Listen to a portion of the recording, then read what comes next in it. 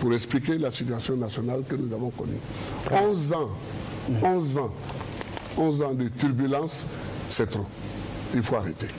Très bien. Alors, le pays, nous le savons, est en crise. Nous sommes en train de sortir de la crise. M. Ouattara a fait une analyse. Vous également, dans cette émission, nous espérons que vous aurez l'occasion de nous dire quelles sont vos recettes pour que véritablement la Côte d'Ivoire aille définitivement à la paix. Le 28 novembre, M. Laurent Gbagbo, M. Ouattara, l'un de vous sera élu président de la République pour 5 ans. Quelle est votre conception de l'État et du pouvoir? Vous d'abord, M. Laurent Gbagbo. Nous avons hérité d'un État fort. Nous avons hérité d'un État fort. Mais qui, évidemment, était appuyé sur le parti unique que je condamne. Et je ne veux pas revenir. Parce qu'il me semble que souvent, certains Ivoiriens font comme si le parti unique, c'était le paradis. Ce n'était pas le paradis, le parti unique. Mais nous avons une constitution, c'est un régime présidentiel. Au moment de la discussion de cette constitution, sous la transition, mes amis et moi, nous avions proposé un régime parlementaire. Mais nous avions été battus. Tous les autres, tous ceux qui participaient comme nous à la discussion sur la constitution, ont proposé un régime présidentiel avec Premier ministre. Avec un Premier ministre qui était véritablement l'animateur de l'équipe gouvernementale. C'est ce que nous avons adopté.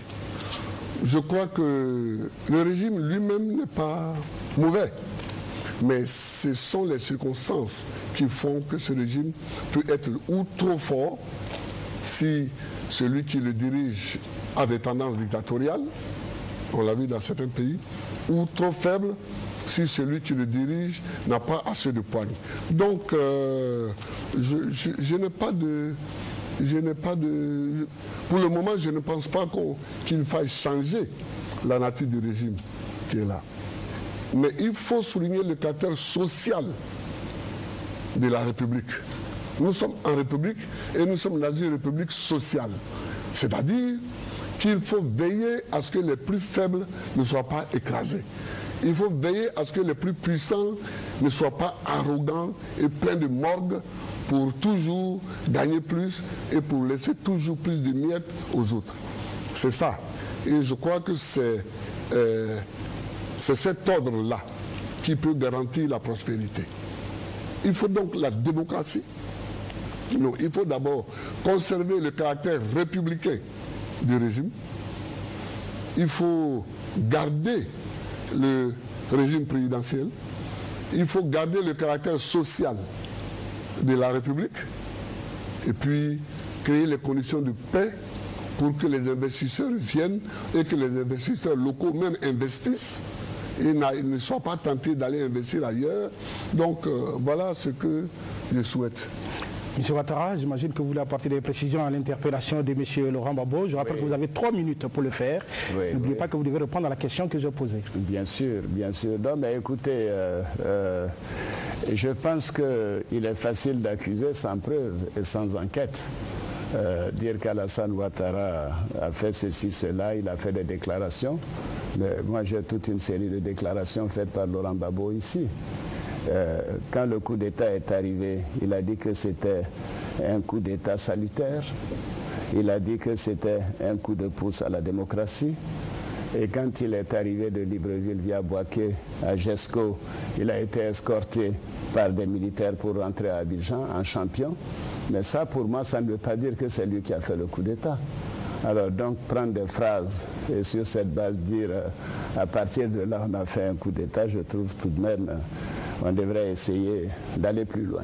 Alors, parlant de ce fameux coup d'État, tout de même, le FPI a accompagné la transition militaire jusqu'au bout.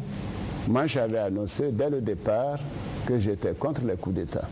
Et quand j'ai vu l'évolution du régime militaire, dès le mois de mai, nous avons démissionné du gouvernement militaire. Laurent Gbagbo a continué avec le gouvernement militaire. Un de ses plus proches, Lida Kwasi, était même le conseiller militaire et de défense du général Gueye. Alors, et Ils sont allés aux élections ensemble, en nous excluant, le président Bédié et moi.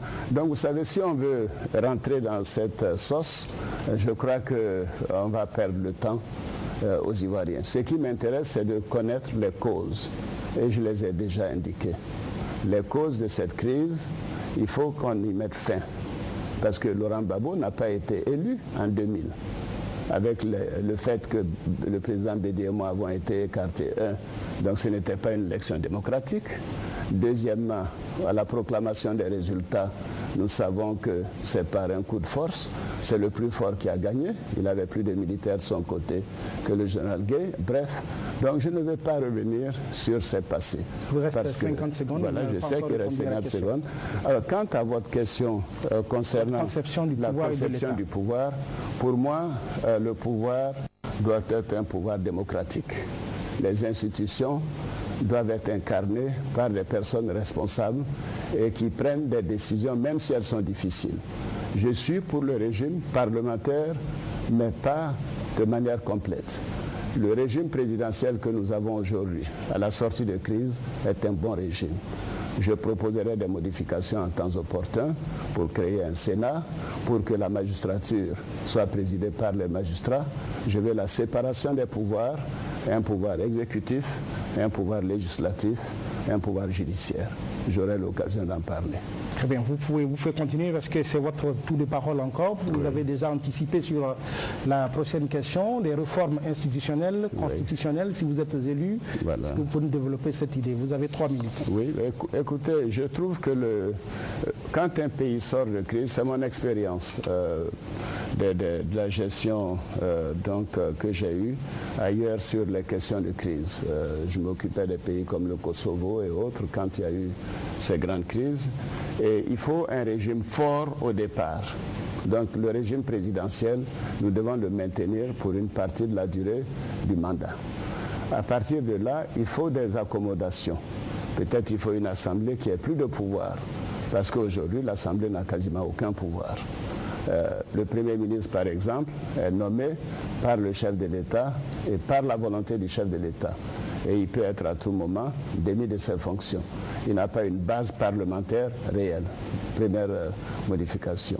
Deuxième modification, il faut un Sénat, des hommes d'expérience, des hommes et des femmes d'expérience, pour que tout ce qui peut aller de manière définitive comme loi puisse bénéficier de l'expérience de ceux qui ont déjà géré la nation à des niveaux divers et surtout à des niveaux élevés, que ce soit dans le système judiciaire ou dans le système de l'exécutif. Et troisièmement, je suis pour la séparation des pouvoirs. Il n'est pas normal dans notre pays, ce n'est pas la faute à Laurent Gbagbo, que nous soyons dans une situation où le chef de l'État est le président du Conseil supérieur de la magistrature. Nous avons hérité cela de la France, mais il faut que nous soyons dans une situation où nous avons donc le pouvoir exécutif avec le chef de l'État, le pouvoir judiciaire et le pouvoir législatif. Vous voyez, aux États-Unis, la Cour suprême des États-Unis est un organe qui a une responsabilité reconnue par tous, parce qu'elle est crédible et parce qu'elle est également indépendante. C'est ce dont je rêve pour mon pays. Alors maintenant, il faut aller au-delà pour les réformes institutionnelles et autres. Il faut véritablement appliquer l'état de droit.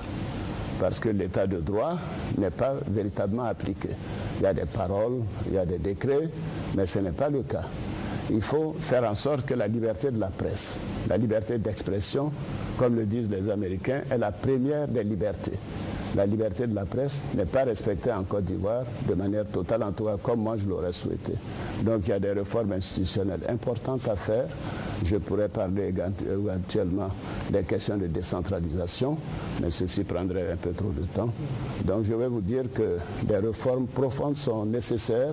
Il faut que ce soit fait avec des gens d'expérience, que ce ne soit pas tout simplement un groupe de personnes, mais des personnes respectées et dont la voix et les écrits convaincront les Ivoiriens. Je vous remercie. Monsieur Laurent Gbagbo, si vous êtes élu demain, est-ce que vous envisagez des réformes institutionnelles et constitutionnelles pour répondre aux nombreuses critiques formulées par certains Ivoiriens pendant cette campagne? Naturellement, je vais répondre, mais je vais d'abord soulever un pan dans ce qui... C'est dans vos 3 minutes. Il a dit que Laurent